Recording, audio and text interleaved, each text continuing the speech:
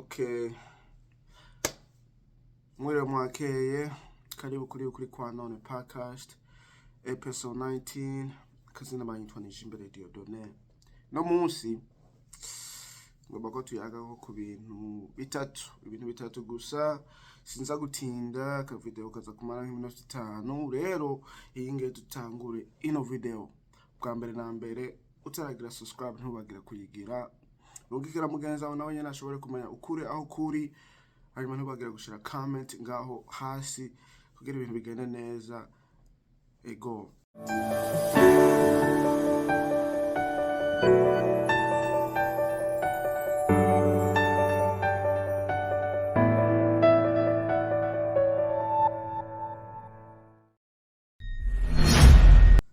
Rero hari ikintu nariko ndiyumvira kare. Nariko ndiyumvira burya umuntu ashobora kuba afise ijambo, aho kuba afise ubumenyi, aho kuba afise ukuri, mugano ugasanga abantu ntibakwemeye, aho ntibashoboye gukurikirana ibintu abariko aravuga kubera atahantu aragera, kubera atakintu afise kimwemeza yuko ivyo bintu abikwiriye aho abishoboye.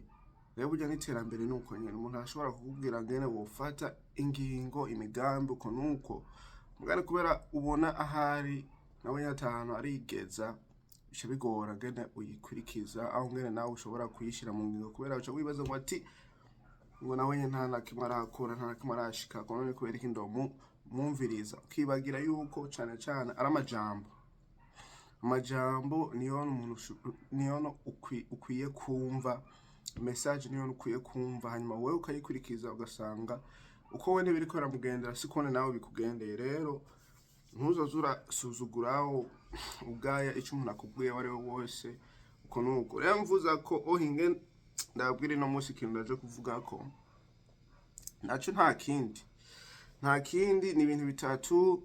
Twese ni ingwano tugwana twese, izo ngwano nazo nta zindi, ni muri terambere ryacu, aho uri hose, aho uherereye hose. Rero izo ngwano ziri muri twebwe. Ingwano ya mbere ni kuba uri umuntu wirukanga, ushobora kubona opportunity ukayikora, ukayifata, ukayishira mu ngingo. Iya kabiri naho ni umuntu arindira, naho yobona opportunity ashobora kurindira yibaza ngo ati izomuzako, aho izomushikira, aho yokwirutsa. Hanyuma iya gatatu ni umuntu asubira inyuma, ahunga opportunity, ashobora kubona opportunity mugani akazanka, aho kazigaya uko nuko, ugasanga iterambere ryiwe risubira inyuma kandi yari afise uburyo bwo gutera imbere. Aje murantunga nyamba muriko murumva imbwa, urumva nuko nyene biri, urumva murantunga kwa gukantu.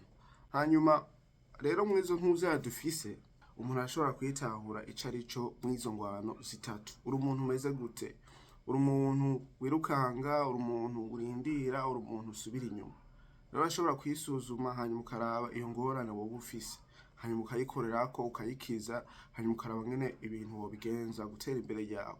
Nyamba ari ugomba gufata umugambi, ntuzosubira inyuma, ntuzorindire, uzokwirukanga nk'uwo muntu yirukanga. Rero twese tugomba gushika kw'iyo ngingo yo kwirukanga k'uwo muntu yirukanga, kubera umuntu yirukanga yego arashobora gufata opportunity zose zize, naho abari ibintu bidashobora kumufasha, aho bizopfa, aho bizogirane, mugani kazima yafashe iyo ngingo yo kwirukanga akabijamo. Nyamba ari akazi gashasha, genda ukore, hanyuma vyanse uvemo. Nyamba ari ikintu gishasha ugomba gukora, genda ukore, vyanse uvemo, kubera impuzu yari yose ni kuba ufise ubwo buryo bwo kwirukanga, hanyuma ugatangura.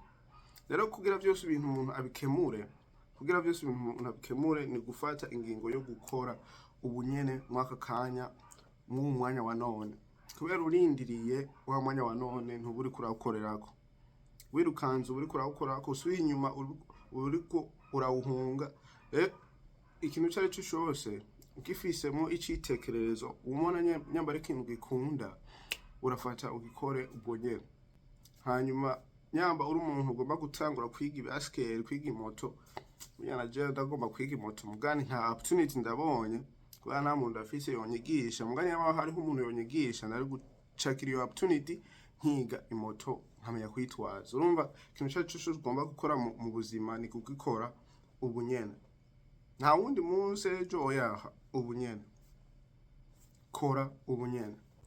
Ego kandi umuntu ashobora kwibagira ku isi hari ibintu bishobora kukubuza ko ibintu bikora ubunyene kubera usanga wifitiye ingorane. Mugani izo ngorane zikemuye urashobora gutangura ubunyene. Rero ntuzogire excuses ngo ibiki n'ibiki oya. Ikintu cyose ugikundiye ugifisemwo intuzenya ishaka ugikore ubunyene, tangure. Ejo ntumenye ivyejo, rero ni gutangura. Nta yindi nzira, ni gutangura hanyuma iterambere kazoza buke kila minsi ugira.